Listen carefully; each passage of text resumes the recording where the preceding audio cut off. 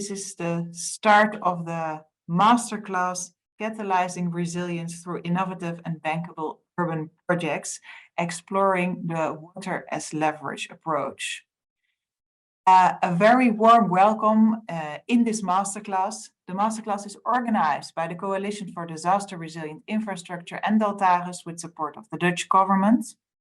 And my name is Stephanie Jansen. I am researcher, social inclusion and nature-based solution at Deltares and part of the Water as Leverage Academy. In this Masterclass, I will be your moderator.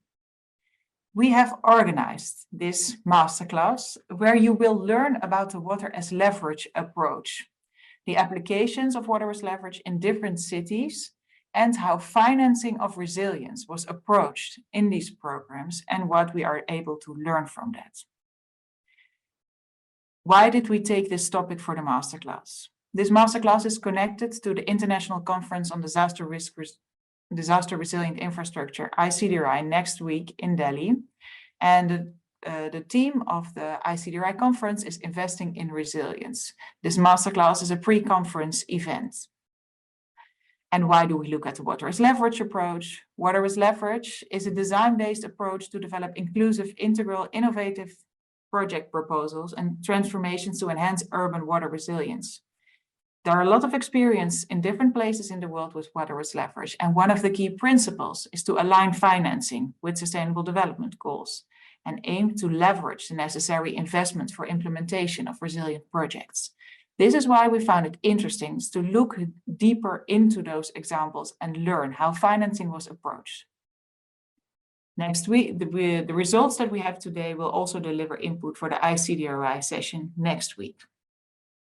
I now will give the word to Wasi Alam, who is Senior Specialist Capacity Development with CDRI.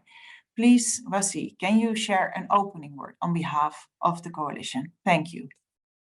Thank you, Stephanie, and a very good day, everyone. On behalf of the Coalition for Disaster Resilient Infrastructure, I would like to thank everyone for enrolling and attending this masterclass. Despite being in different time zones, we are connected to the DRI Connect platform developed by CDRI, which will provide avenues for knowledge exchange and co-creation globally. The masterclass also happens to be the very first event on the platform. Thank you all for being part of this memorable event. CDRI was launched by the Honorable Prime Minister of India at the Climate Action Summit held in New York in 2019. A partnership of 39 national governments and 7 partners comprising of UN agencies and programs, multilateral development banks and financing mechanisms, the private sector and knowledge institutions. CDRI aims to promote the resilience of new and existing infrastructure systems to climate and disaster risk in support of sustainable development. The coalition is uniquely positioned to deliver on the agenda of climate and disaster resilient infrastructure through technical support and in-country collaborations, conducting research, sharing of knowledge, strengthening existing capacities, collectively advocating and championing DRI solutions to build a committed global constituency. CDRI has a wide range of ongoing and planned sectoral, geo-contextual, and enabling initiatives. One of the geo-contextual initiatives is Urban Infrastructure Resilience Program. With the overarching goal to improve urban resilience, CDRI launched its Urban Infrastructure Resilience Program strategy at the COP28 in December 2023. With the focus on addressing the challenges from hydrometeorological hazards, the program aims to enhance urban infrastructure resilience across low and middle income countries, including small island developing states. The overall objective is to improve livability in cities by advocating for resilient infrastructure and better management of urban shocks and stresses through data-informed planning and decision-making, focusing on water and heat. The program focuses on capacity development, technical assistance, urban design, data and information, and community of practice. One of the key topics that emerged from numerous consultations is utilizing of water as leverage as an infrastructure project planning tool. There are 4 key interconnected pillars of interventions and outcomes that emerge as the foundation of the urban program: improved awareness and capacities, informed infrastructure planning, augmenting financial resources, and integrating resilience into infrastructure operations and maintenance. To make progress towards outcome 1 on improved Awareness and Capacities, CDRI and the Ministry of Infrastructure and Water Management, Government of Netherlands, with technical support from DeltaRes, organized a one-day in-person stakeholder consultation on the 6th of March at New Delhi.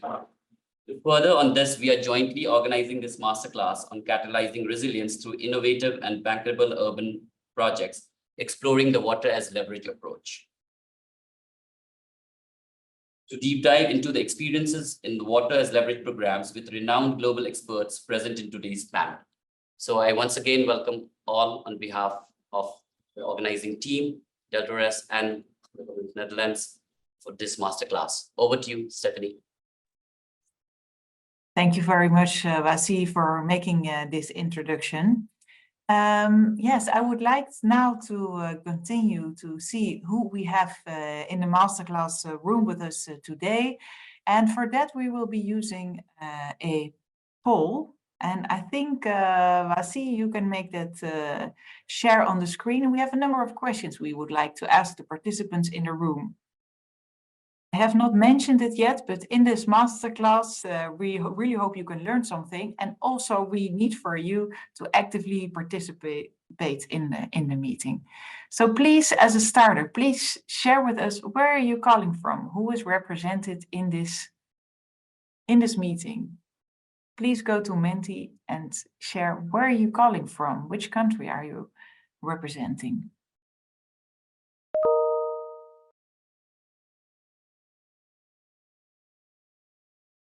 We have United States, India,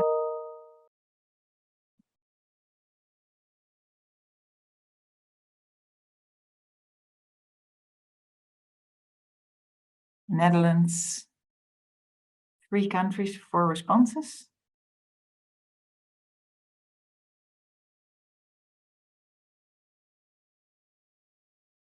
That's also interesting. There's a connection between Netherlands and India. For people from France, representing France.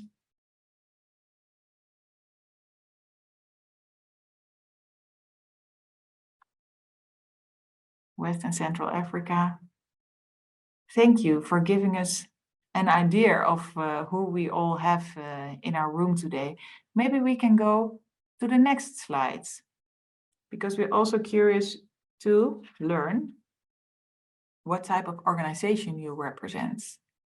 Who do we have in the room? We have government, NGO, private, academia, research, finance, and maybe something else. What would be something else? Wasi, is it possible for the participants to share, to speak?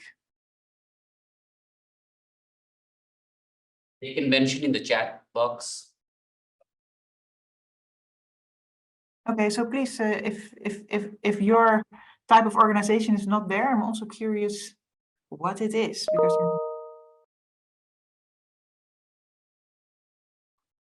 let me know in the chat. Yeah. Okay, let's go over to the third question, and we have 4 in total. So don't worry, this is just to check in. Do you already know about water leverage? Maybe this is the first time you know about it. You learn about it only a little bit, or you know it very well. Some people for the first time.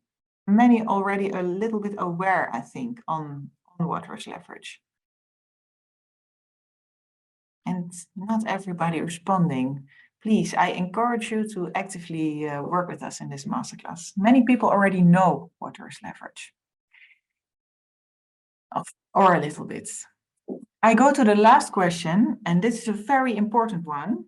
The question is, what is your question for today? Why did you join this masterclass? What do you hope to learn today? Can you share that with us? That's the last question. You share that, Wasi, on the screen? That would be shared in the chat box. You have to share that in the chat box. Please share in the chat, what is the question that you bring today? And it's a very important one. We have a lot of experts in the room, and they're all willing to answer your question. So please share your question for today in the chat. And if you don't have a specific question, maybe it's the topic or reason why you are joining.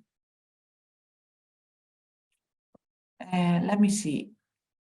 I see more people, private. But see, is it correct that are people able to use the chat? Chat is, I see the chat is disabled for Yes. attendees. Oh, Okay, we are that's just, I think it's been enabled now. Oh, it's enabled now. Okay, so you have time Please. to think about the question and you can try to submit it now. Thank you for sharing that in the Q&A, by the way. I'm still waiting for the questions. Is it working now? Chat's still disabled. Here we have some technical issue to sort out, Wasi. Maybe you can take care of it, while in the meantime, I move forward to the program that we have for you in the coming hour and a half, approximately. So in this program, we already mentioned it, we will be deep diving into the experiences in the different water as leverage locations. We have presenters that will tell what practices have been used to mobilize finance in the different initiatives. We are going to learn what worked and what did not work, but also the insights and lessons learned from that and how these can be included in pathways forward in maybe new initiative or the work that you are doing. We have key experts representing different roles for you today, different backgrounds and experiences. And we will use all these insights, all these views to co-create new insights. Our people that we have, our presenters today are Maaike van Ginneke, the Special Envoy for International Water Affairs for the Kingdom of the Netherlands. We have Professor Matthijs Bouw, founder of One Architecture and Urbanism, professor at the University of Pennsylvania. We have Corrado Minardi, investment manager at Invest International. We have Sandra Schoof, program manager of Water as Leverage at the Netherlands Enterprise and Development Agency. And we have Dr. Bapon Farudin, who is water sector lead at the Green Climate Fund. And we have financial expert Irene Seeman, co-owner of Rebel High. Welcome all. Our program is as follows. We start with an introduction on the Water as Leverage approach. I know some of you already know it. I hope you learned something new there. And we will, in the second, after the introduction of water as leverage, we will go deep diving into 3 different cases and how financing was developed there. After that, we have a reflection by Dr. Farudin, who will reflect on, as a potential financier on the value of water as leverage, but also the recommendations that he would give. After that, we have a panel discussion. The closure, as I said, I think in about an hour and a half. This is a masterclass and we encourage your feedback and active participation, and we hope to make that technically available, but we have also a few exercises for you. So please, you will find that throughout the webinar. Some practical things are, we will record this meeting so we can make it available to those who were not able to attend today, and we will share the presentations with you afterwards. Also, and this is also an important practical and technical check, we have a Miro board prepared for you. We will share the link in the chat. Wasi, maybe you can share that in the chat. And so please make sure that you are able to enter this Miro board. It's very important because here we will have the exercises. Can you make that available, Wasi? Just checking with you. Yes, just making that available. Oh, perfect. So it's the Miro board, huh? The Miro board. Okay, I'm also now taking a look that there are a few questions in the chat, so people are looking forward to see water as leverage in different countries. And another question I would like to learn from people's experience about water as leverage, and a question about the essence of bankability of a project for small cities in development countries, like India. Now, we have an India example, as they are surviving on annual grants only. Important questions. Thank you very much. We're going to start with the program, and as a starter and warm up, and to give you a flavor of water as leverage, we will start with an introduction video. So please get an impression of what water as leverage is about by watching the video. Please, our technical team, start the video.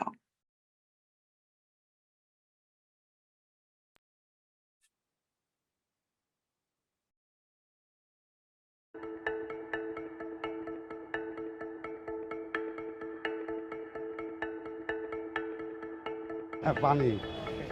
Ini air. Banyu. Oh, পানি খাবো।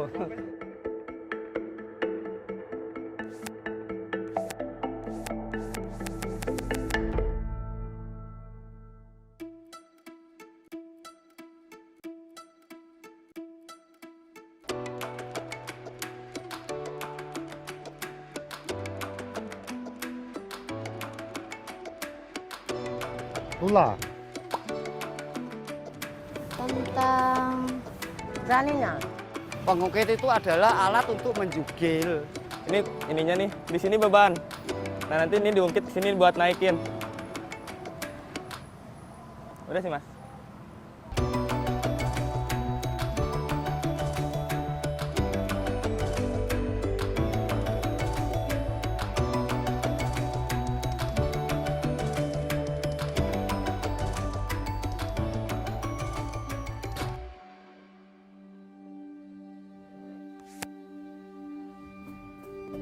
The kind of issues that dominate Chennai are all typified by water. Like either there's too much of it or too little of it. We face recurrent floods, recurrent droughts. Semarang, as a coastal city, is suffering from tidal flood and land subsidence. So people here tend to think that water is actually their enemy rather than their friends.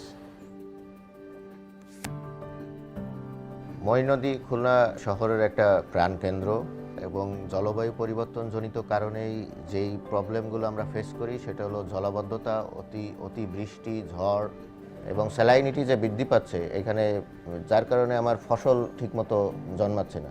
পানি যেটা West water যেটা নদীতে ফেলে এবং নদী ক্রমাগত এটা নষ্ট করছে। এই ওয়াটার অ্যাজ লেভারেজের এই প্রোগ্রামের আওতায় আমরা নদীটাকে প্রবাহিত করতে পারি, পরিষ্কার রাখতে পারি, রিজার্ভার হিসাবে এখানে কাজ করতে পারি এবং বায়োডাইভার্সিটি এখানে উন্নত করতে পারি। Water as leverage really changed the perspective of seeing water and treat water. For example, one of the WAL concept is resilient kampung. By making this place free from tidal flood and land subsidence, we can provide a good livelihood for the people here. So they can live here, they can work here, they can play here, and also this could be a role model for any other similar coastal places around the world. As a program, Water is Leverage made sure that water was not looked upon as a problem issue. It was looked upon as an opportunity. It was looked upon as a connector. One of the things that the program attempts to do is to capture water effectively. One of the sites is a temple tank. There are 54 major temple tanks in the city of Chennai. Historically, these tanks serve the purpose of water recharge. Water as Leverage very innovatively attempts to restore this and make sure that the water harvesting part of it is maximized so that water is available on a sustained basis to everyone. Water as Leverage project also triggered a more holistic approach in handling water. It looks at humans as responsible entities that can play a very pivotal role in conserving a very limited resource for future. So in a sense, it was completely innovative, something that the city had not witnessed before. Program bottom up approach একদম root level থেকে যারা user, যারা এই পানি ব্যবহারকারী, যারা জলাবদ্ধতার শিকার এবং একদম রুট লেভেলের কৃষক পর্যন্ত, কৃষক, রিক্সাওয়ালা সবাই এখানে এনগেজ ছিল। সমঝোতা এর মাধ্যমেই আমরা এটা তৈরি করতে সক্ষম হব। আমি একটি সবুজ এবং বাসযোগ্য খুলনার স্বপ্ন দেখি, যেখানে প্রাকৃতিকভাবে সব কিছু গড়ে উঠবে এবং লবণমুক্ত পানি যদি আমরা ব্যবহার করতে পারি এবং বায়োডাইভার্সিটি এখানে উন্নত করতে পারি, এটা একটা সাস্টেনেবল সিটি হিসেবে গড়ে উঠবে ভবিষ্যতে। My dream is that the people of Semarang will love the water, that every place near the water, it can be a beautiful place, it's not an abandoned place, and all the people of Semarang will consider water as friends. I dream of a Chennai where the city does not fear water, where water is celebrated and look at it as a resource that you really can conserve for future in an extremely inclusive manner.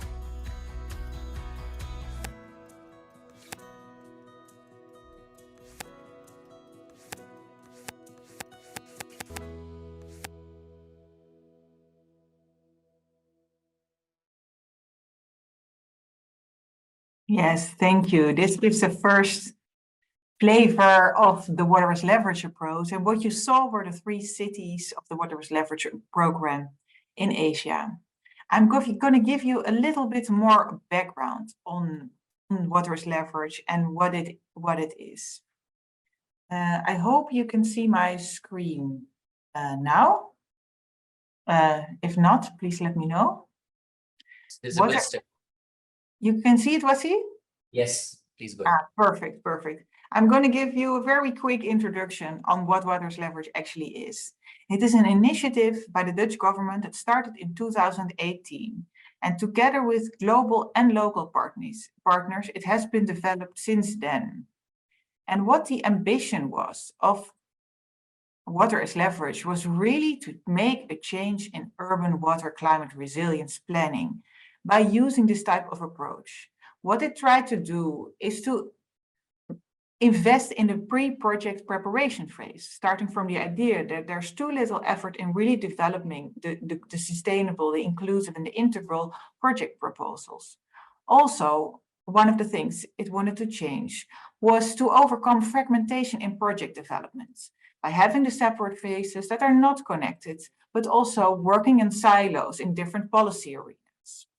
And lastly, it was about moving away from narrow focusing on projects, only technical projects, but really to make a sustainable transformation for the entire city and the enabling environment with the stakeholders, and also focusing on the process. It was the ambition from the start. And for that, what Water as Leverage did was really invest in developing inclusive, integral, innovative project proposals using design and focusing on those first phases. But also the realization is there that only investing in the first phases is not enough. It has to go full up to the entire end of implementation, operation, and maintenance. 8 principles for water as leverage have been defined that really characterize the way of working of water as leverage. The first is to see water as an opportunity. And we saw that in the video, not the animate, but the opportunity, and not only for water, because it connects to so many of the sustainable development goals. The second principle is to work integral, make comprehensive solutions and connect the different challenges, not only focus on floods, but also on droughts, on pollution, etc. Here you see an example of a city connecting all different types of challenges. It is about inclusivity from start to end. It is about including every stakeholder from the start, from working from the assumption that we need everybody, from local to regional, to national, to global. And it doesn't make sense to have one stakeholder only coming in at a feasibility stage. Everybody needs to be involved from the start, with a specific focus on those groups that are vulnerable and normally excluded from processes. The fourth principle is about design. Design, and you'll see that later in the examples, is used as a practice to integrate all these different views and people and to make it all connected. Already mentioned it, investing in the pre-project developments and ensuring continuation of the developed ideas, of the process, of the relationships that have been built throughout the planning process. Today we will discuss the bankability, specifically focusing also from the start on financing. How can a design be developed early on and make sure that there's financing for it later on into the implementation stage. Here you see how a vision of a city has been created and that it also feeds a change on the way the city is perceived. And the last principle that is in water as leverage is to connect the local situation with the global. We feel everybody is needed. And here you see the former mayor of the city of Cartagena at the UN Water Conference sharing the stories. These are the principles that we use in the water as leverage approach. And here I give you an impression on the journey that has been undertaken since 2018. As I mentioned, it started with the 3 cities you just saw in water as leverage Asia. But now there's a program running in Colombia, Cartagena. We learn more about that today There's an example in the northwest of Europe. We're starting in Africa, and we work together with the National Mission Clean Ganga. This is an impression of the commitment that was laid down at the UN Water Action Agenda to continue to develop on upscaling this type of working. So now what does it all lead to? This is an example, and we learn more about Chennai today, but to give you already a flavor about what comes out, here you see the vision of the City of 1,000 Tanks teams being brought to practice. Their vision of the design team that worked in Chennai was to really bring water to the city and also to localize the water cycle through the use of nature-based solution. Here you see the picture of the first demonstration project that was implemented at a school in Chennai, and that was celebrated last year. And you get the flavor of the type of solutions that have been developed and implemented. And in the city of Cartagena, which is now full speed on developing this type of water projects for water and urban climate resilience. This is a first introduction about water as leverage, the methodology and the journey that we also have gone through. I now invite the water envoy for the special envoy for water affairs of the Kingdom of the Netherlands, Maaike van Ginneken, who will share a video message and explaining how she looks at the water as leverage programs and approach. Please, technical team, can you share the video?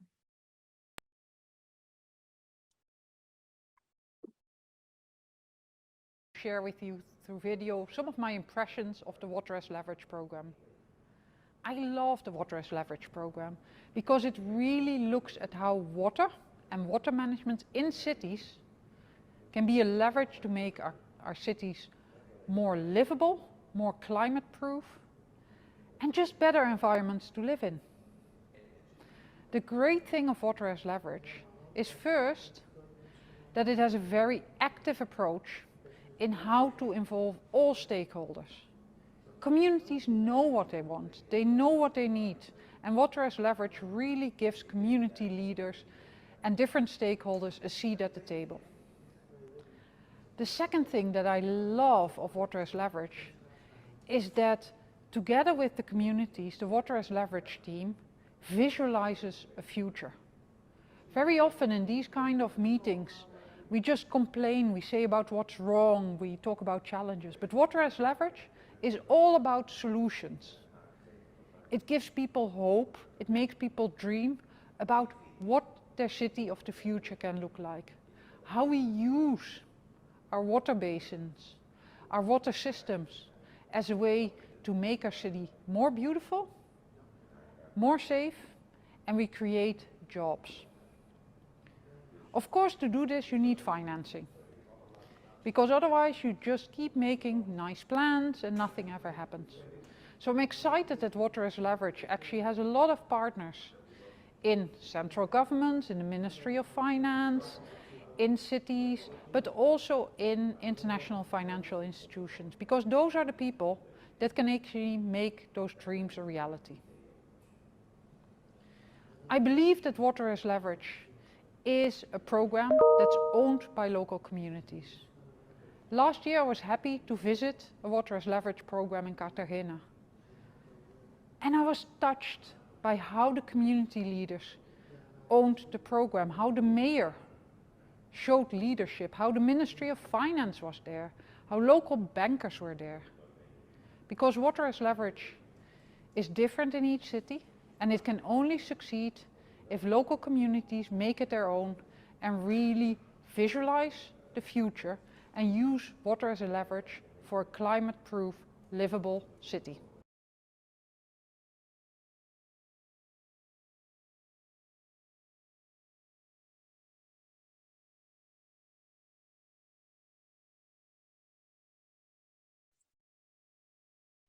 Stephanie, you're on mute.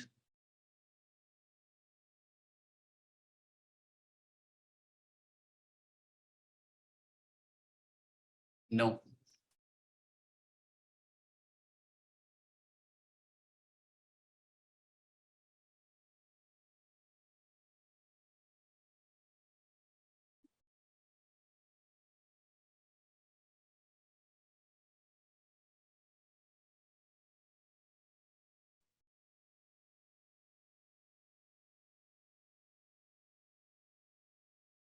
Test. Yes, test.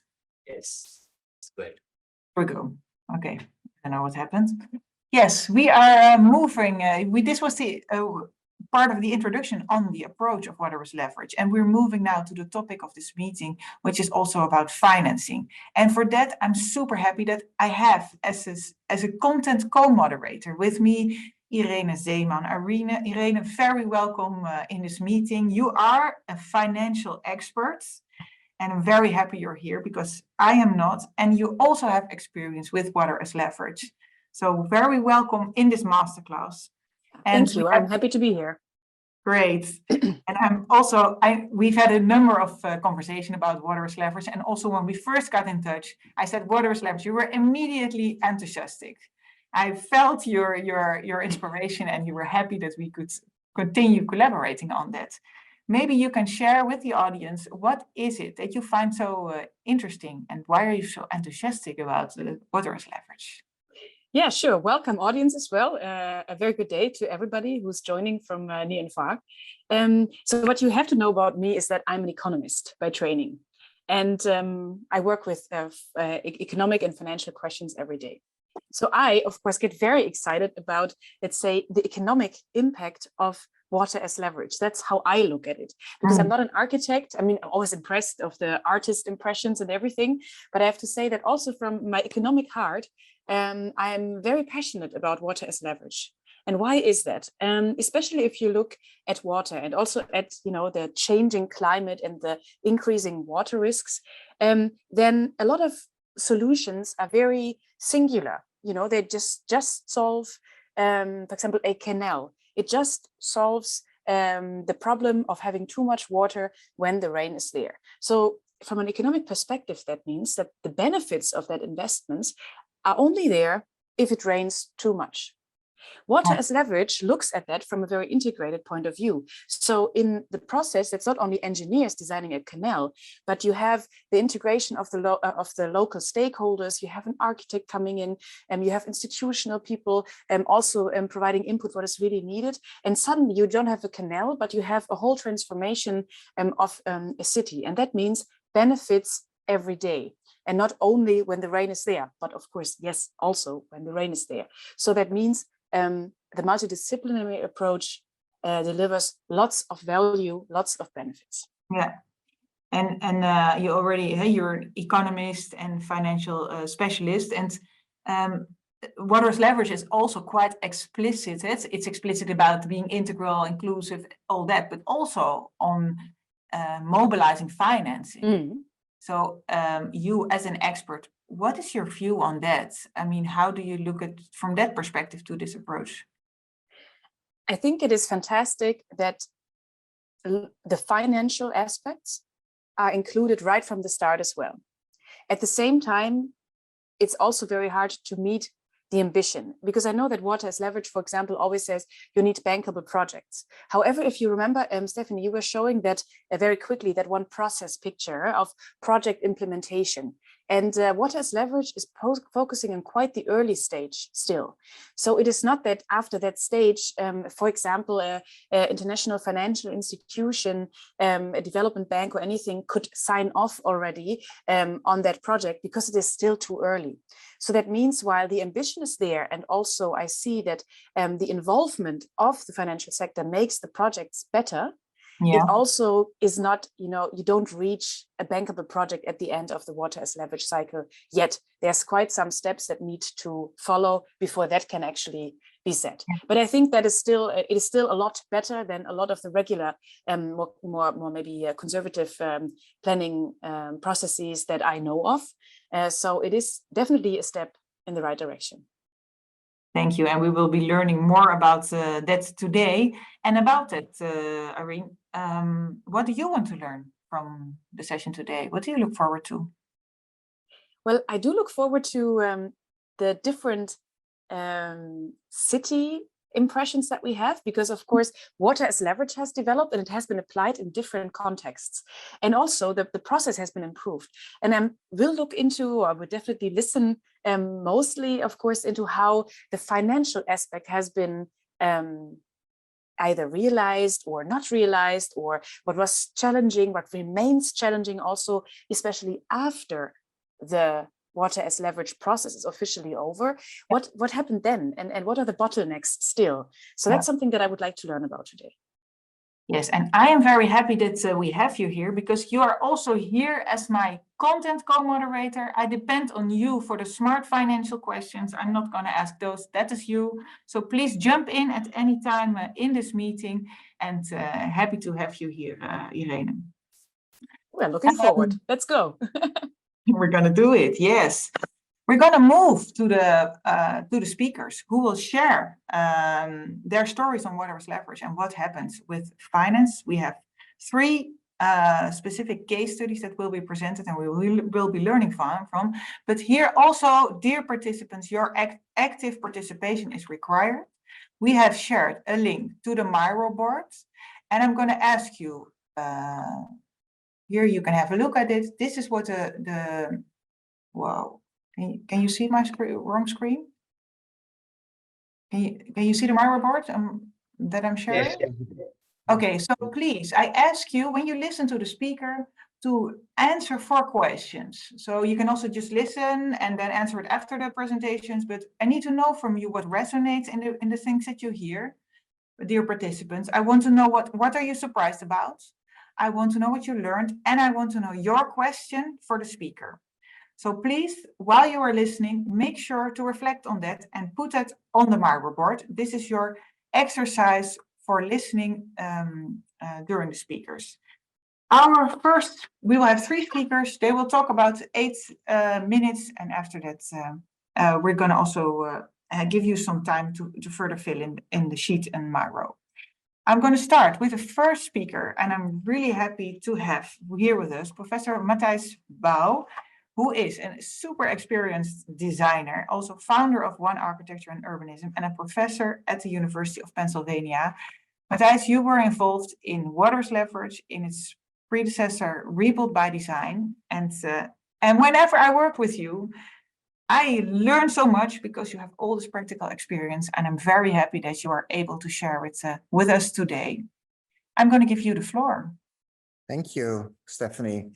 And thank you for having me here. And I'm really excited to see CDRI coming to fruition. And I'm very much also looking forward to the in-person conference next week. Let me share my screen and talk a bit about our experiences in Semarang. We've also been involved in Cartagena, but I will talk about the sort of early lessons that we have learned to sort of set the stage for the presentation here today. And can you now see my screen? I hope so. Yeah, okay. Yes, okay. Yes, all good. So in order to, we are designers and planners. So in order to get to the finance, I would really like to lead you through on a very high level of what our initiative and our proposals have been liked, and how we have structured them in the context of the question we are talking about here, which is how can you structure a project such that it can be picked up and funded and financed. And so Semarang is a really interesting city. It's on the northern coast of Java. It's a city that has a somewhat similar geography to Jakarta, which means that it's on a sort of low-lying plain with a sort of hilly mountainside.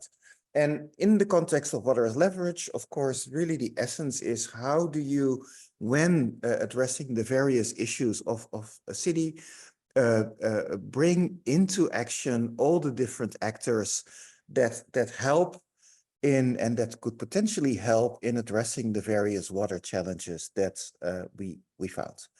And the water challenges in Semarang are significant, and they manifest themselves mostly during very frequent flood events, tidal flooding, an occasional storm surge, but also some flooding on the hills. But once we started to look at the specific situation in Semarang, and here's a sort of diagram, we realized that there was something else going on. The flooding, in a way, was very much related to the fact that on this in this city, there was a lot of groundwater extraction happening.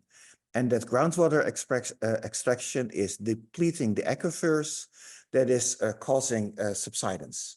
And that means that the land is sinking, very much like in Jakarta. And that means that once you start to look at flood events, you have to take this subsidence into account. It creates, of course, additional vulnerabilities to the communities that are along the coast, and a way to, of course, then think about how to mitigate floods, and Semarang was planning those, was to build a flood protection system. But one of the things that we realized was once you start to build a flood protection system, you not only have to manage the subsidence, you would have to basically grow the flood protection at the same rate, at least, that the ground is sinking, but you also have to manage the upland water. And you could do that through pumping, but that creates a lot of additional cost and a lot of additional fuel in order to continuously pump that out. So from a climate perspective, that is really not a very good idea. And then in the context of Semarang, we also needed to deal with issues of land reclamation and at the same time, the loss of land through the sea. So what we try to map here is a sort of cycle of vulnerability. We said all these different water-related issues, and I think that's really the water as leverage approach, are related to each other. Aquifer depletion, to subsidence, to flood risk, to communities, to water access, etc. But we have to understand that only in the context of a city that is developing, that is growing itself in terms of population and in terms of investment. So if we don't take that into account, both as a challenge as well as an opportunity, we will not be able to make a good plan that not only addresses these challenges, but also the elephant in the room, the climate crisis that is exacerbating all this. So this is a context that is very important. And what we try to do is we try to sort of create a benchmark for that. We try to understand what the cost over the next 20 years would be of those different impacts. And those are not only the costs which would have to be made for raising the ports, but also the losses in productivity and the challenges to the city's growth, costs which are very difficult to calculate. But we know that we need to stay ahead because those costs to adapt are going to be significant. And at some moment, they're going to really outgrow the ability to invest. So finding that balance is critical. And in order to address that, we basically developed a very integrated plan in which we try to deal with all the different aspects of the city. And I will not bore you with the details, but some of the principles that we had for this were to say, okay, before we even start to think about addressing flood risk, we need to stabilize before operating. That's an expression that you have in the emergency room. And one of the things that we really needed to do is we needed to stop the subsidence. In Japan, they're doing it. It is possible. It is not a lost cause, but it really is going to create some significant impacts. The water supply needs to be addressed first. A second thing that we said as a principle is there's a lot of economic growth already happening. There's a lot of infrastructure plans already being planned. It makes no sense to develop our adaptation in isolation. We need to build on and use those investments to build resilience and create resilience benefits and create the additional value. For instance, that can be done by rethinking infrastructure and designing it as multi-purpose infrastructure. That's when you have a toll road or a new highway, you can use in a way the bed in which that is made also as a way to convey the water to places where you can better use it. And so all of that together created a very integrated vision for the city, both on the coast as well as on the hills. Developing, being part of three elements that I would like to highlight. One is to say we need to create a water neutral industry, because we see the subsidence up to 15 centimeters a year, mostly happening in industrial clusters around the water, which looks like this now, but which will look like this in the future if subsidence continues. And so we really need to go from this situation where aquifers are being depleted to surface industry, to a much more integrated type of solutions where we're using water recycling, creating water bodies for treatment and for retention, moving the water there from the hillside. And so we developed that in a number of propositions, and then basically developed that because it's very important when you structure that for finance to make sure that you have clear project components that have a clear ownership with a clear funding source, and if possible, a clear recovery scheme for cost using land sales or rates or tariffs in order to recover that. This is complex, but creating this, sort of structuring this puzzle is really important for the financing. And then, of course, there's a host of benefits that can be addressed from that.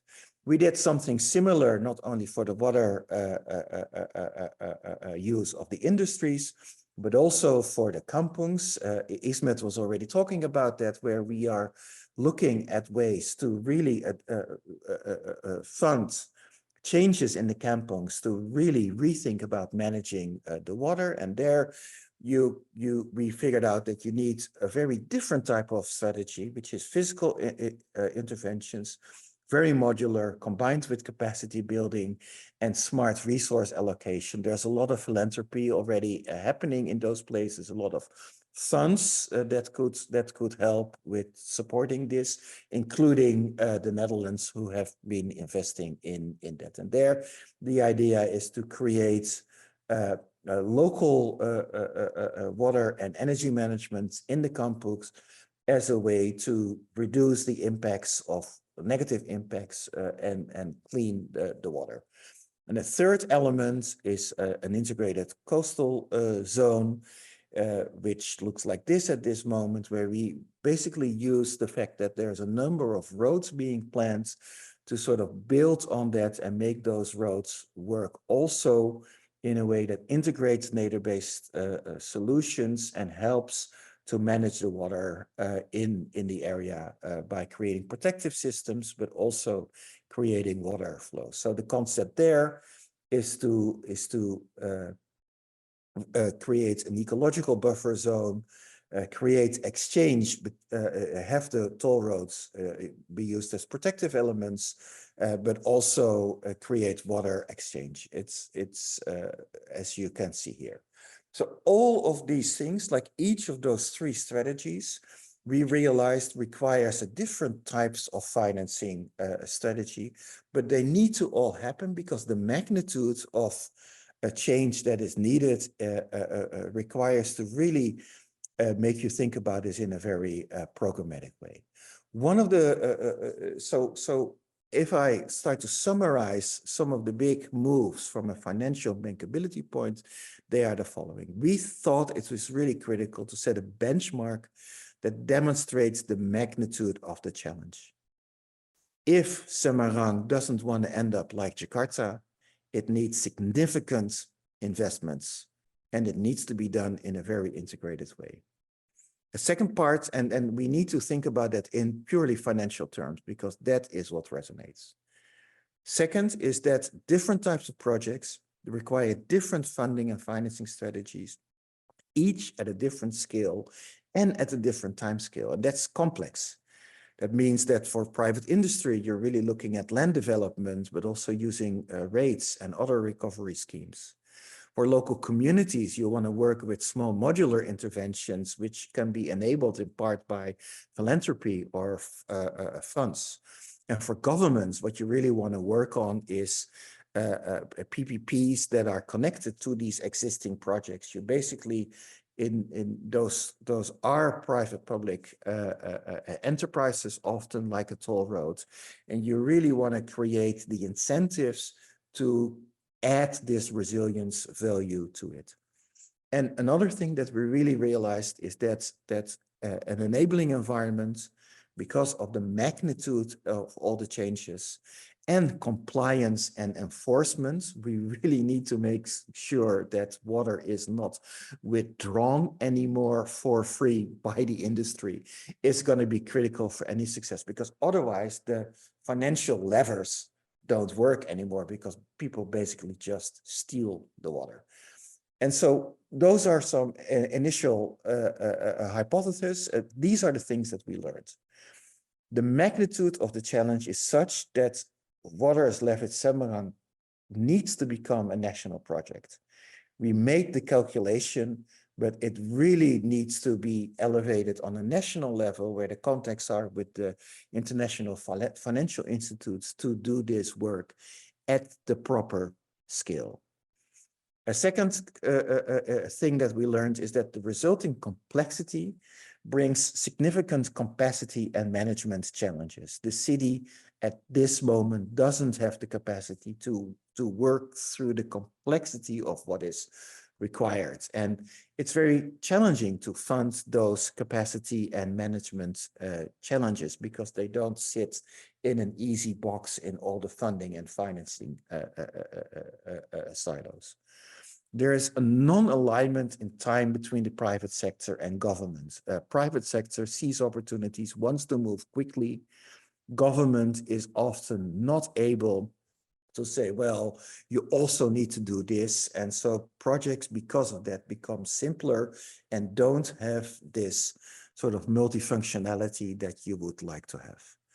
There's a limited capacity to fund innovation, particularly in relation to nature-based solutions, because of the risk profile. Doing new stuff is difficult to fund, and I'm sure the others will talk about it. And then one of the things that we realized, that without enforcement, many financing options will not work.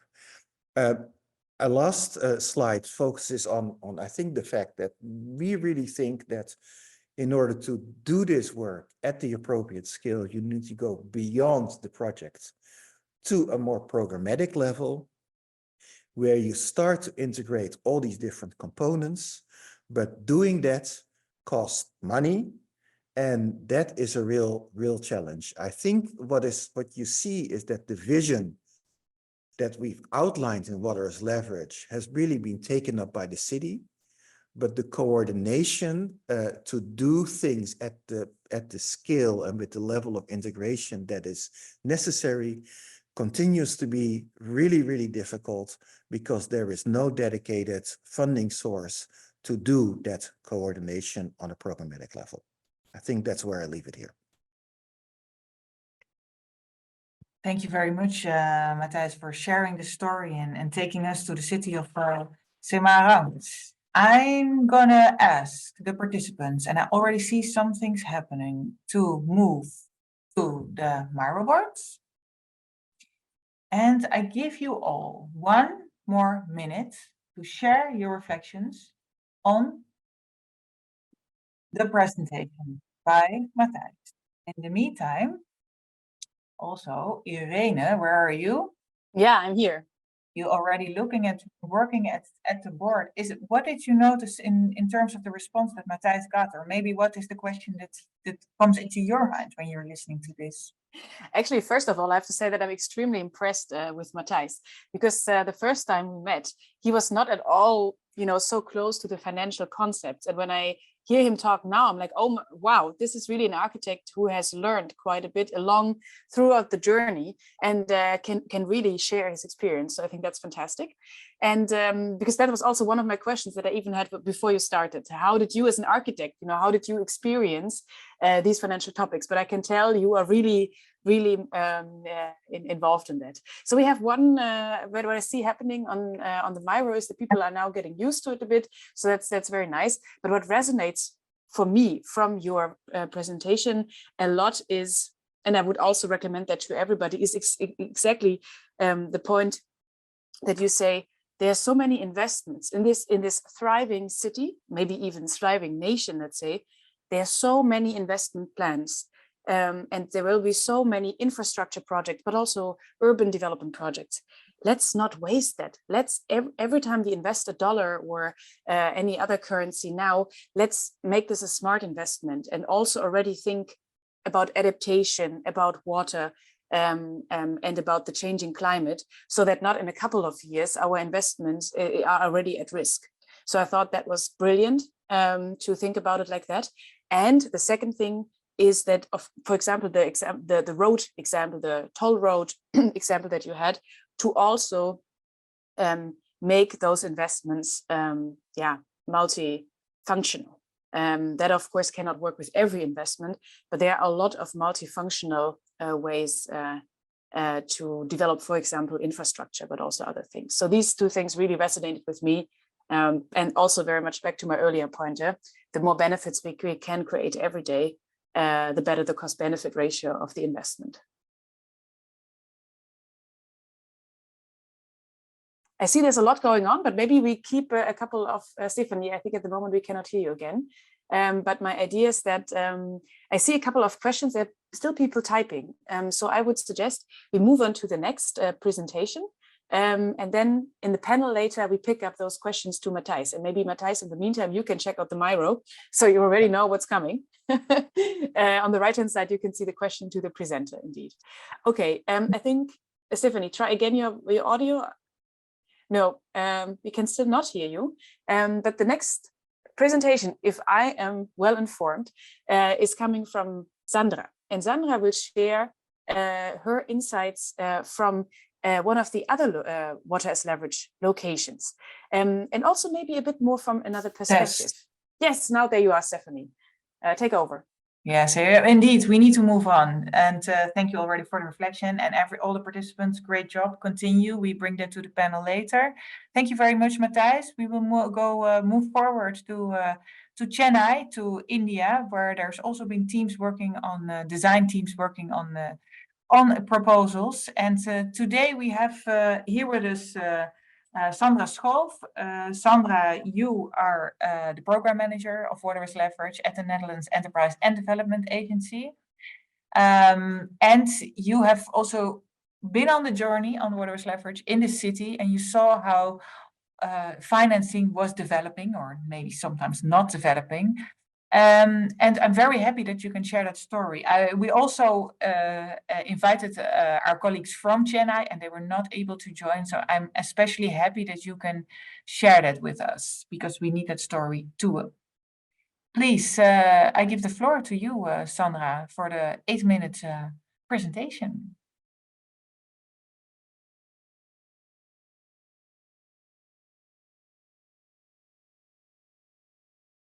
Thank you, Stephanie. I hope you will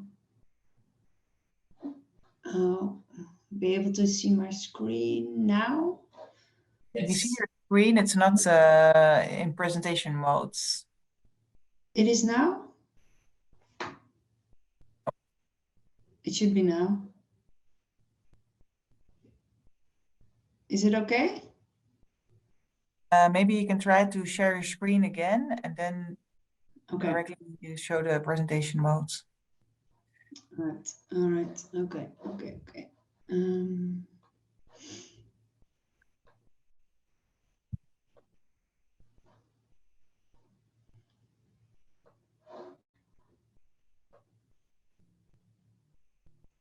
No presentation mode. And if not, we're going to do it like this, or you can ask the technical team by the right to share your presentation. Yeah, okay. I think we'll just continue. Sandra, can I come in? You need to click on the yellow bar on the right pop-up that's there just above your presentation. Then you should be able to go into the mode. The yellow bar. Yellow bar, just click on that and then go into the presentation. Try again, sorry.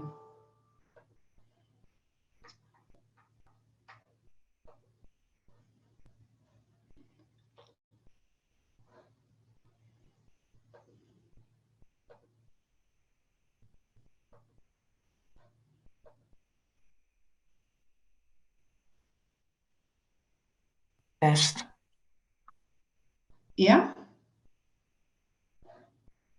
Are you able to see it now or not? Yes, perfect, perfect. Yeah, okay. I have a very strange screen now.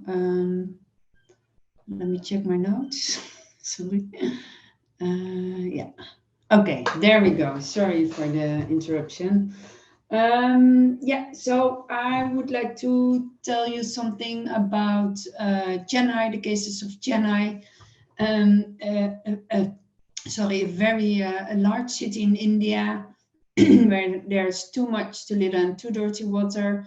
And if you look at it year round, there is enough water to provide for the whole city, but still there is too much water in half part of the year and heavy droughts in the other part. So there is definitely a challenge. On this challenge, two teams have been developing projects, the Rise Chennai team and the City of Thousand Tanks team under the Water as Leverage program for Resilient Cities Asia. And I will focus for you in this presentation on two projects, one of each team. The projects from the moment that they have been developed, basically. So this presentation is about bridging the gap from pre-feasibility to feasibility and implementation. And my key message of this presentation is that it's a journey and not a blueprint. And I hope by the end of this presentation, you will understand why. So the first project is from the Rise Chennai team led by Deltares, and also participating a lot of other organizations, because it's multidisciplinary. So also local, for instance, Care Earth Trust. This project has been developed more in the south of Chennai, as you can see here.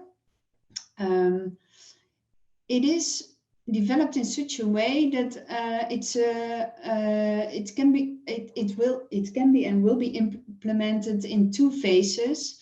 So start with one sub-project, the Resilient Waterscape, and then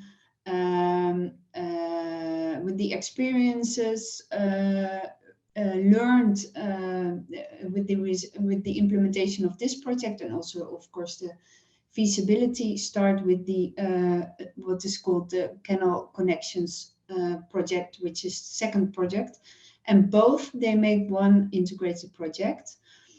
We started developing the Resilient Waterscape project, so the first one, with the support of Invest International. And to give you an overview, what needs to be done is, I shall not read it in detail, but in general, it's improve for this project. It's improve the water management, improve water resiliency, conservation, restoration of habitats, and enhance the livelihood of local communities. As you can see here, these are the budgets, the estimated budgets of implementation for both projects, the Resilient Waterscape and the Canal Connections. There's no need to, I think, to elaborate on this further. But as you can see, the Canal Connection is the double budget of the Resilient Waterscape, and also that was a reason to start with the Resilient Waterscape project first. So this is the area for the Resilient Waterscape that we're talking about. In the area itself, it has a business. There's a business campus, IT campus, and the urgency for them is really clear. For instance, there was a drought, water scarcity. Emergency actually in summer 2019, and the IT companies had to send their employees home because they did not have any water. So for them, yeah, it's very also in an economic way. It's very important to work on the water safety and security. And this is also one of the slides that shows quite clearly what the problem actually also is it used to be quite green in 2002, as you can see. Then it was almost all paved. So the idea of the resilient waterscape is to make sure that there is more green and more space, basically for nature-based solutions, and also to keep and restore the water. Yeah, so so the DPR has been developed for 800,000 euros, and also with part of it, with 25% of it from investment from the private sector. We developed it together with Invest International, that provides grants for feasibility studies, basically. And for us, this was very important, that investing in a DPR, or a detailed project report, as a feasibility study is called in China or in India. It was also for us to prove and to showcase that investing in a DPR results in a strong and solid integrated and sustainable project. You might think this is of course this is so logical, but in Chennai, feasibility or DPRs are usually seen as there is a certain reluctance of investing in DPRs. They would like to move fast, and if you like to move fast in a DPR, especially if you have to invest in it and it takes a bit more longer, that's seen as a reluctance, as I said. Unfortunately, and this is also the way project proposals develop, there was a change of positions. So Sipcot, who used to be the project owner, the manager or the director, he moved, and also the Secretary of Industry from Tamil Nadu government, who was our big supporter, and also the secretary that we needed to move forward with this project and to sign the grant arrangement, basically. He left, and that's also how it goes. And then a new journey starts, or a different journey starts. What are we going to do? Are we going to wait? And then in the end, and that is also a reason why a local partner, in this case in the city of Chennai, is so important, that you need to find out who, if Sipcot, or who's going to be the next owner. Will there be a next owner? So in the end, we had quite a lot of discussions and meetings, actually, and we talked to the CEO of Tamil Nadu Green Climate Company and other people, and they advised us to start and have a meeting with the Department of Environment, Forest and Climate Change. And the meeting with this, with the additional secretary for this department is June, so is planned very soon. So that is how it goes. And at the moment, there's also interest from the ADB. So that is also how journeys go. So I'll leave it for this project. The other one is the other projects I would like to talk about is from the City of Thousand Tanks, led by US Architect and Urbanists. They have developed 4 flagship projects, and I wanted to show this slide because it shows very clearly the use of the SDGs, who are of course, global, but it can also be made very practical to translate them into at city level, but also at project level. And if you do that, then it shows very clearly what the integrated nature of a project can be. Sandra? Yeah? We are a little bit in terms of time. I ask you to use another minute, something like that. Okay. Yeah, I will go fast. I will skip some slides actually. So this is what I talked about in the beginning. So closing the water cycle. There's enough.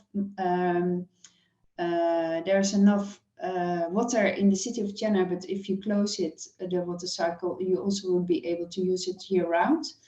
The strategy of the City of 1,000 Tanks team is to start at micro level. So they built a demonstration project funded by the Netherlands government, Partners for Water.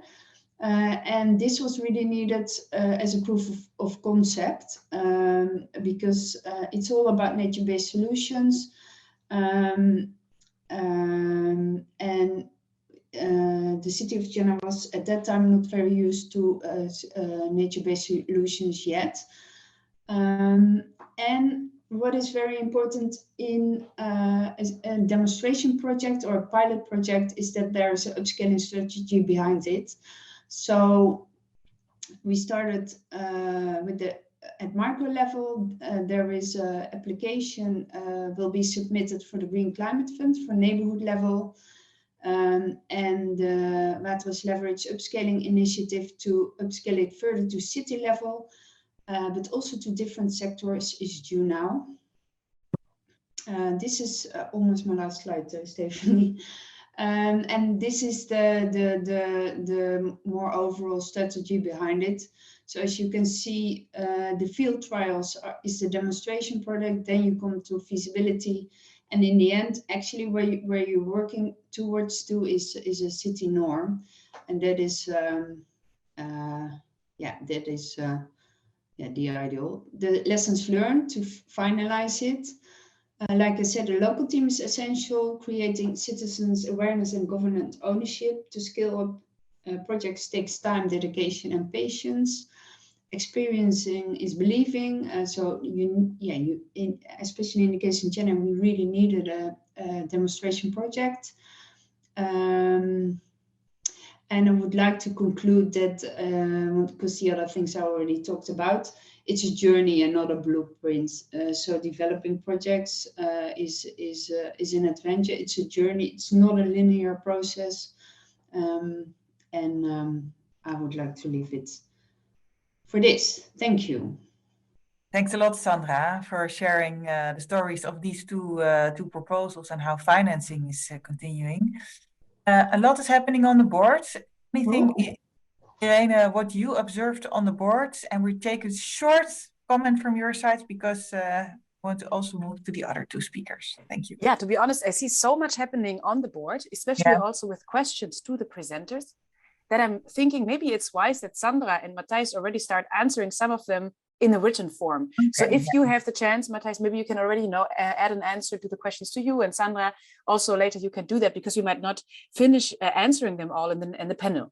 Yeah. So what I see is that there's quite some interest as well in actually the concrete measures to prevent too much groundwater extraction, also to prevent subsidence that might be related as well. So a couple of technical questions I see here, and people are very much amazed usually by seeing how many stakeholders are involved. So I think that seems to resonate quite a bit from the presentations so far. And with regard to financing, personally, the slide that Sandra was showing now, this was just the very early stage, the field test. And now this is coming, and this is coming, and this is coming. This is exactly what I meant at the very beginning, that of course in the WAL process, you only start smaller, and then before you really implement the big thing, it takes more and more and more and more steps.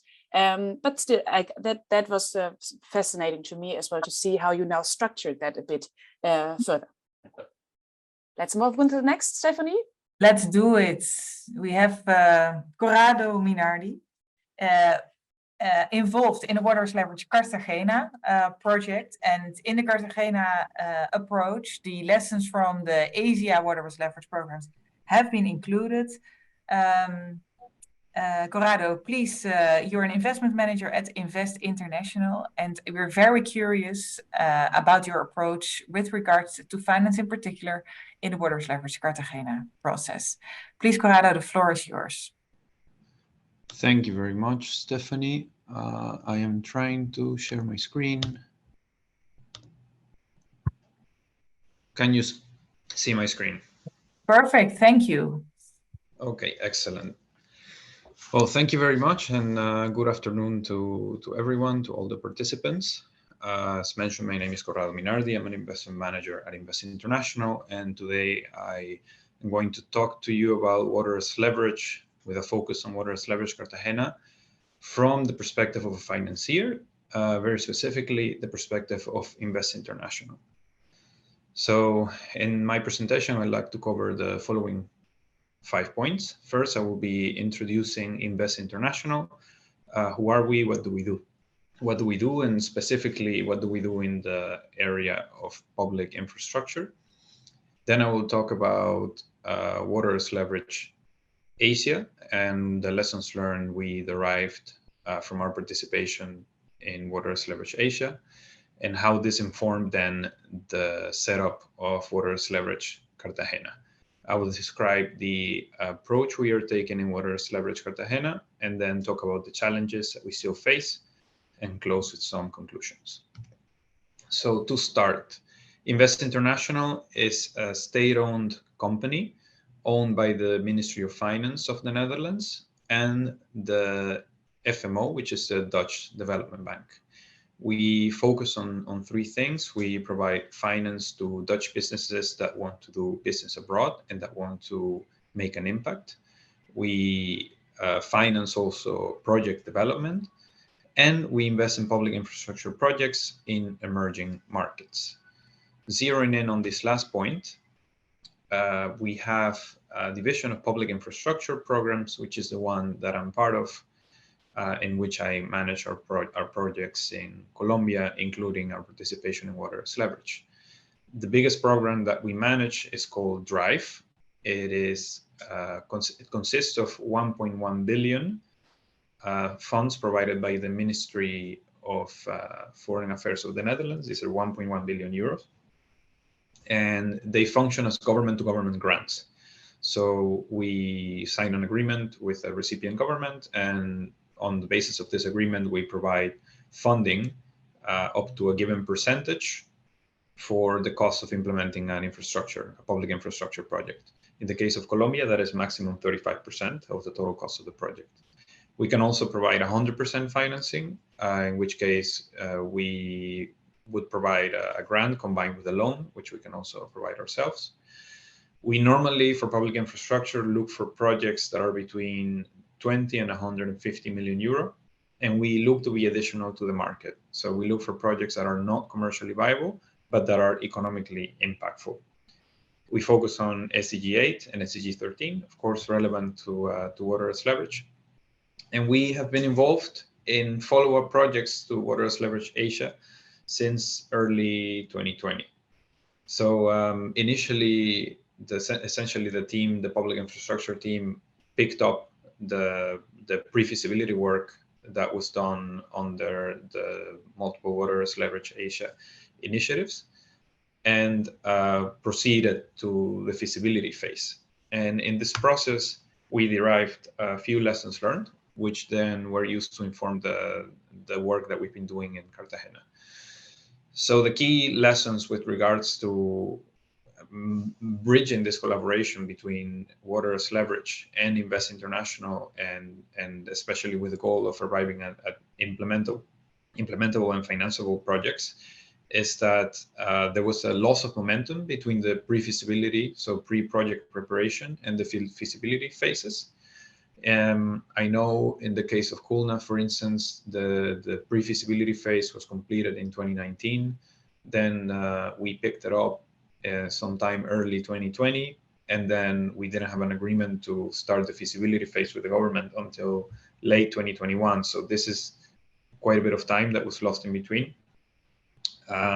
We also saw a lack of focus on structuring projects from the very start in the form of projects with clear defined scopes and defined outputs, and with a view at securing a contractor that can implement this.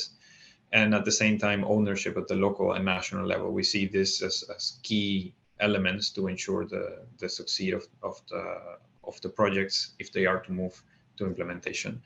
And lastly, we saw an opportunity to improve in this management of the tension that there is between projects that are integral, inclusive, and innovative, and also implementable. So there's a tension there between innovation and implementation that needs to be managed in this process.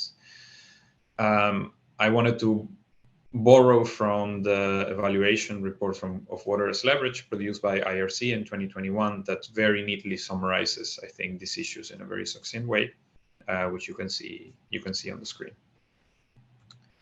So what did we do with these lessons learned? We basically got involved with the design of Water as Leverage Cartagena in early 2022.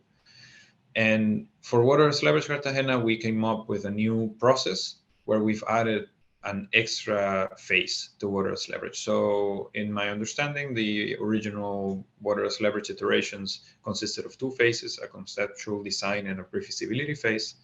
To this, we've expanded the pre-feasibility phase and we've added a feasibility phase. So we start similarly as was done before with conceptual designs, and we shortlist them into pre-feasibility studies, then further shortlist into two feasibility studies. And the idea is that at the end of, once these two feasibility studies are completed, which includes environmental impact assessments, potentially designs, tender documents, etc., we should arrive at two ready to tender infrastructure projects. So to be ready to go into implementation. And our goal as Invest International is to provide funding through DRIVE for up to two ready to tender infrastructure projects. This is how we incorporated the lessons learned from Water as Leverage Asia. So first, in order to maintain momentum, we created efficiencies in program implementation. We have one single procurement process. So we've hired two, or when I say we, I mean RVO actually. RVO has hired two teams of consultants who get a clear scope of work that they have to complete. So all the way from phase 1 to phase 3, meaning from conceptual design to full feasibility. And there is one single financing envelope that pays for the entire process. The engagement of local and national stakeholders is being done a lot more actively, not only through multiple activities that Water as Leverage carries out, such as the local design workshops, but they are also actively included in governance arrangements. So we have an advisory board that governs the selection first the selection of the teams, and then also the selection of projects that are to move between phases. And this includes local stakeholders such as the Environmental Protection Agency of Cartagena, the City of Cartagena, and now we're also going to include national level stakeholders, which we view as something very positive. And lastly, we are trying to keep the eventual project implementation in mind as a key goal of the program. And the way we've done this is we've incorporated our investment criteria as Invest International, that for the DRIVE program, in the terms of reference for the consultants right from the beginning. And we've come up with a very clear assignment where we ask the teams to keep in mind that these projects are meant to be funded with the DRIVE instrument at the end. As a result, yes. I'm sorry to interrupt. Please, you have 1.5 to 2 minutes, please. Thank you. Yeah, I'm almost completed. So this is the route to implementation. Basically, as I mentioned, we have 1, 2, 3 phases and then DRIVE. RVO is in the lead during the first two, and then Invest International takes over after. We still have, of course, some remaining challenges, such as the tension between integral, inclusive, and innovative projects and implementability. That's still very present. Engaging critical stakeholders is positive, but also means that the governance arrangements get more complicated as you have more voices chiming in the process. And we have to navigate political changes, such as the change of a mayoral term in between the start of the process. And later on, we will also have to deal with the change of the presidential administration in Colombia, which means we have to restart the engagement process with local stakeholders. And to conclude, well, we do think that Water as Leverage Asia offered valuable lessons in program design, and that we've actively incorporated this into Water as Leverage Cartagena. We think Water as Leverage Cartagena has the potential to serve as a pilot for future iterations, and so far it has proven to be a method for effective collaboration between RBO and Invest International. And we're still learning new lessons, but the most important lesson I would say is that close collaboration between program partners is really fundamental to arrive at the right type of projects that we're hoping to get. And that is all from my side. Thank you. Thank you very much, Corrado, for sharing this and also the financiers' perspective. I see already you are responding to the Miro board. Irene, any particular observations there? Well, for actually, it's great to see Sandra and Matthijs already answering quite some questions, so that's cool to see. About Corrado, there was actually a direct question, maybe that you can answer right away, Corrado. People were wondering about the drive criteria. Can you just, name the most important criteria? Yeah, well, the most critical one is that we want to see a project that is impactful, that is well aligned with the needs of the local communities, that is not commercially viable. So we don't want to finance profits. We're looking to fund something that is otherwise not viable, something that's additional, and really something that is it's a good project also from an environmental and social point of view. Yeah, maybe that's also one observation of something that I would like to share. It is important to see as well, looking really into those criteria, different funding and financing criteria, if you are interested, to talk to external providers, because now Invest International, of course, these are not very general, Corrado, but I also know that there are quite some specificities as well about the project structure and the size, and so I think that's just a very good learning as well. If you deal with multiple financial stakeholders, you will also have to deal with multiple or different requirements. Of course, they're similar, but not exactly the same. So really look into them as well in the course of the project or the process. Okay. Yeah. Thank you, Irene. Thank you, Corrado. Talking about that. Yes, we have another potential financier in the room, Dr. Bapon Farudin. Very welcome from the Green Climate Fund. Bapon, we have discussed that you will not give a presentation and sharing that story, but because we were very curious how a potential financier looks at the Water as Leverage approach, and also how he looks at the stories that we have been listening to today. So my question for you to start with actually is to ask you, if you listen to these stories about Water as Leverage, what is the value you see as a potential financier? How do you look at these programs that really invest in the pre-project stages? Thank you so much, Stephanie. Great questions asked. So if you just look at this 3 particular case study, which is starting with Samarang, Chennai, and Cartagena. So one of the common elements here, you can see actually the inclusiveness, integrated, need-based solution, and how actually you bring the innovation within the market.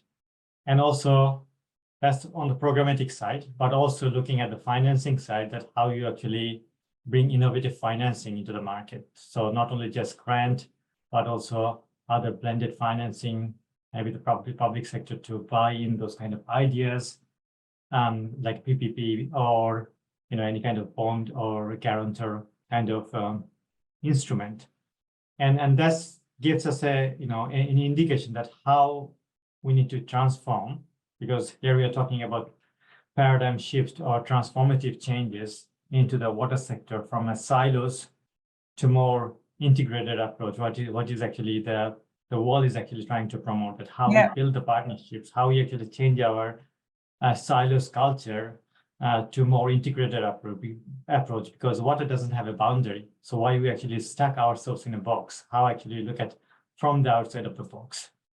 But the biggest challenge when it comes to for the water sector, again, the bankability, what we are discussing, many of, I think the participant also questioned that how we find the bankability, or how we actually see the ROI, which is like a return of investment, because nobody wants to invest money unless there is a tangible showcase that yes, the money is secure, investment will bring a better return, so that actually the government is willing to invest, private sector willing to invest, or even the community actually try to come and manage those kind of, led initiatives.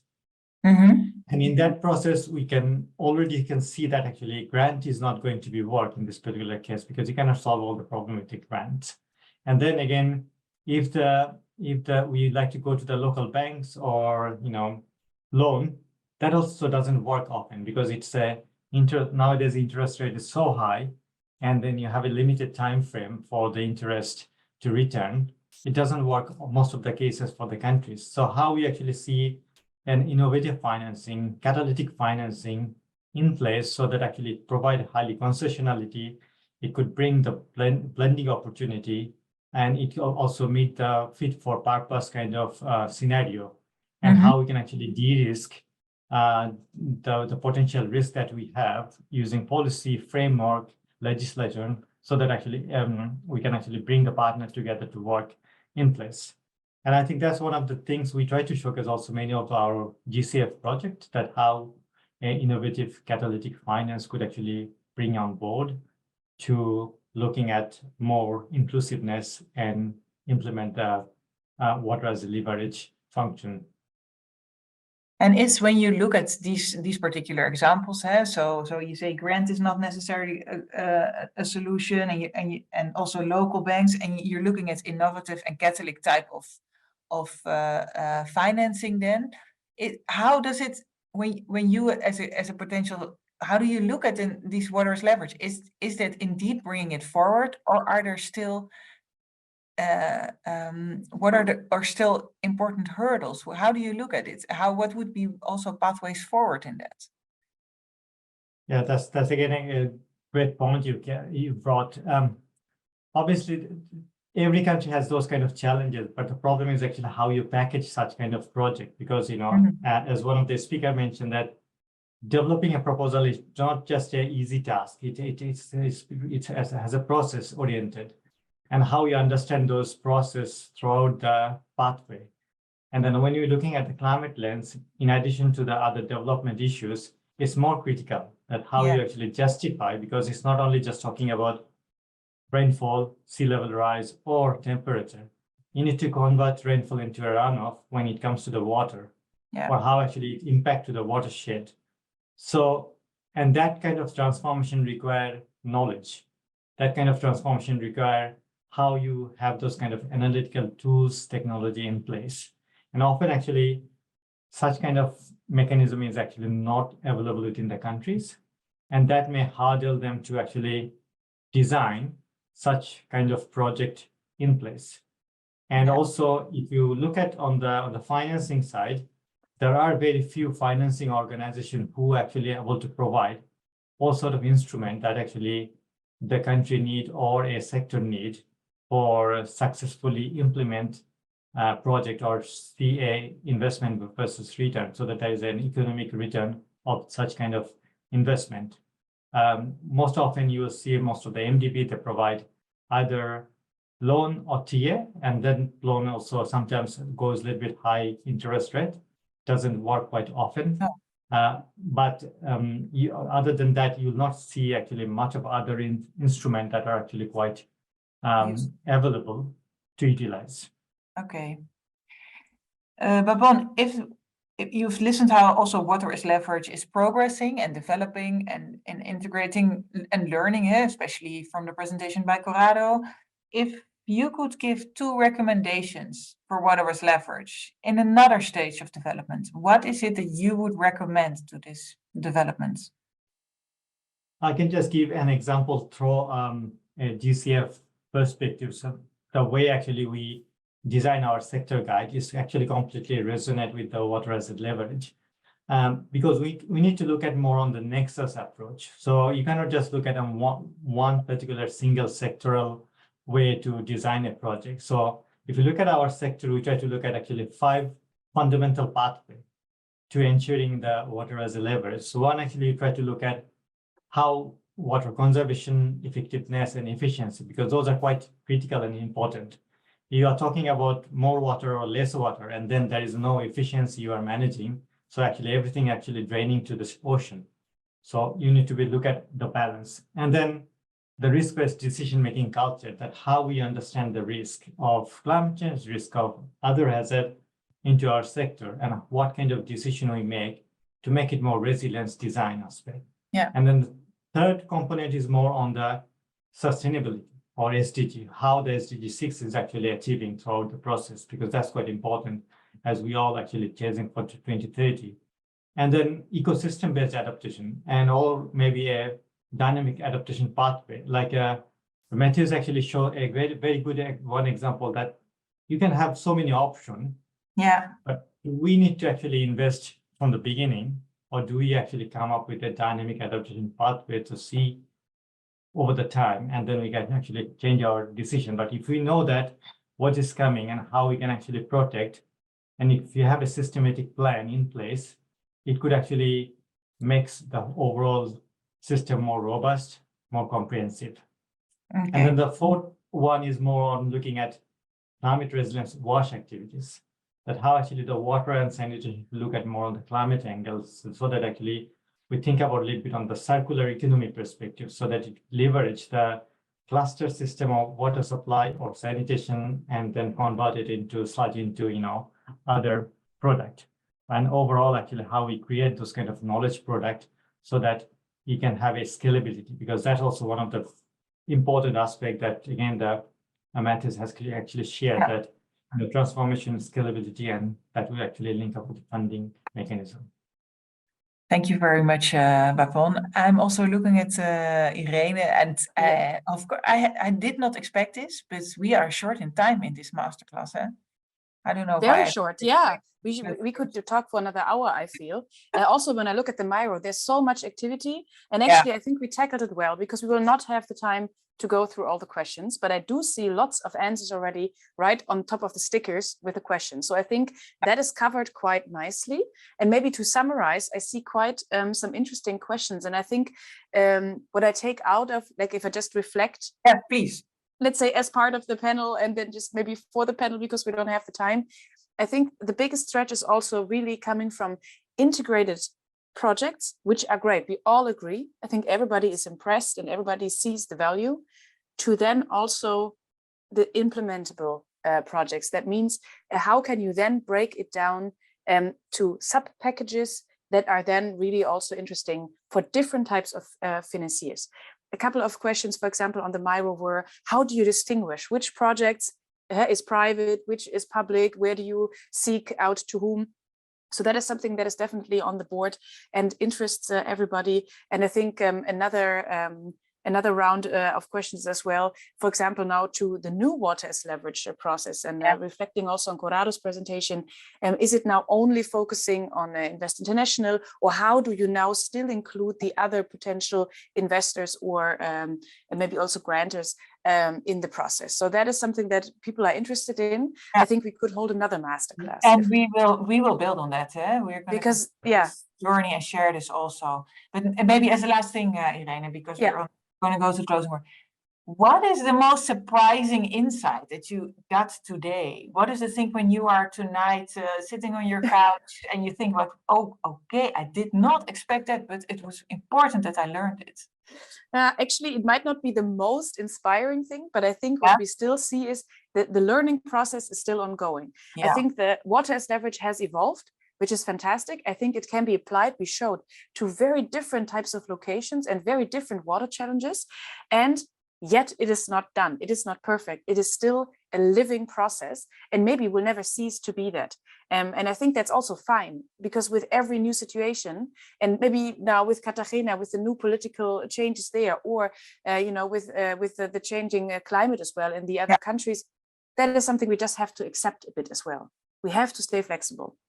Thank you so much for working with me in this session, Irene. I'm also moving to the 4 panelists, Matthijs, Sandra, and Corrado. I promised you a panel and Bapon, but yeah, I feel I cannot live up to the promise. I have to do that some other time. Please, as a closing remark, how was it for you today, and what did you see in the Miro? Matthijs. I thought it was a really interesting, and to me, like as a designer, and Irene said we sort of met, I think maybe 10 years ago in Panama, and we were I think both relatively new to the climate space and trying to do this work, and I think we've come a long way, and I am really proud that in a way that the water as leverage process recognizes that designers can have a role in structuring projects such that they are lined up for funding and financing.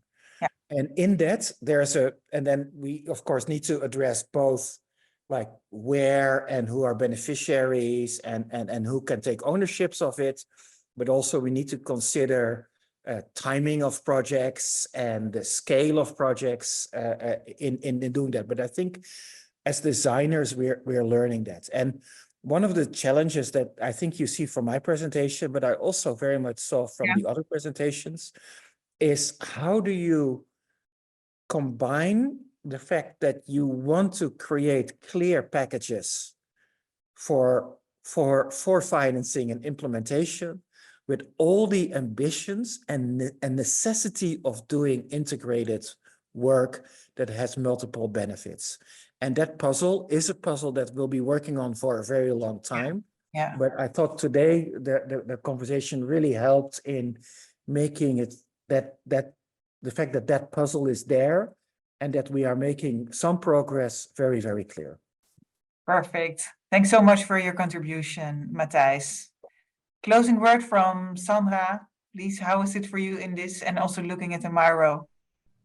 We take it very short, Sandra, because I'm taking people's time. Okay, I will keep it very short. I totally agree with Irene that water as leverage, developing the process, but also developing the projects that are filling the pipelines for implementation feasibility. It is a challenge, and it stays a challenge, and it's evolving, and I'm convinced it will be a living lab or a living process forever. What I feel very privileged is why I feel very privileged is that we actually get the chance with each other to find solutions or try to find solutions and develop the projects of the future that are climate proof. And for me this masterclass was inspiring, and I'm still learning, and we're working on water as leverage in Nakuru, Kenya now. And that will be another journey, learning again, and doing it a bit more differently because it's a different context. So next masterclass, I think it's a great idea. Thank you, Corrado. How do you leave this meeting, this masterclass? Yeah, thank you. I would say inspired. It was really interesting to hear from everyone and to also see the questions on the Miro board. Yeah. Someone who is relatively new to water as leverage. Let's say I have a relatively small understanding of what it is, very focused on what we're doing now and specifically on the role of Invest International in the whole process. Really interesting to hear more about the origins and let's say the wider thinking about the water as leverage approach. Yeah, perfect. Thank you. Bapon, how was it for you to make this contribution? No, excellent. Thanks for organizing, first of all, and thanks for every speaker actually to contributing and very consistent and coherent message.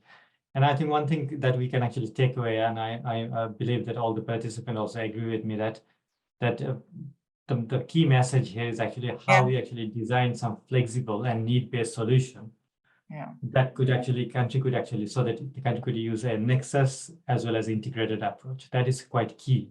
Whether water for leverage or anything for leverage you're talking about, that is the key message here, that a need-based solution we need to find. It's not actually top-down. It need to come up with a bottom-up and top-down mixed together somewhere married, so that actually it's fulfill the purpose. And when it's fulfill the purpose, there is a demand through the community to continuing sustaining.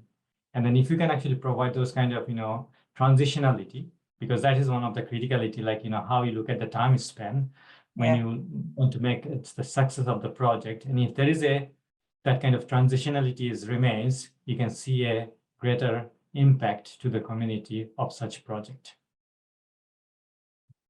Thank you so much, Bapon. And the journey started very long ago, Matthijs and Irene, 10 years ago. We will continue this journey too. It was an important moment also for me today to deep dive into the contents. We're taking up this journey also together with CDRI, Wasim. Thank you so much for hosting this, and please share with us your last remarks before closing this masterclass. Thank you, Stephanie, and thank you, everyone. I think I would, resonate and echo what Corrado said. It's been inspiring, and to hear from all the experiences from the experts on, variety of subjects of projects implemented, to even to see the challenges that are being faced in financing, and what are the opportunities that can happen. What was presented by Bappan. So I just I know I just don't want to be repeating things, but yeah, just a few quick pointers that I, see that we move ahead with. One thing was clearly coming out that there needs to be clear steps to follow to reach a bankable project. And obviously the point in is that different cities and water as leverage applied to different contexts would be really important.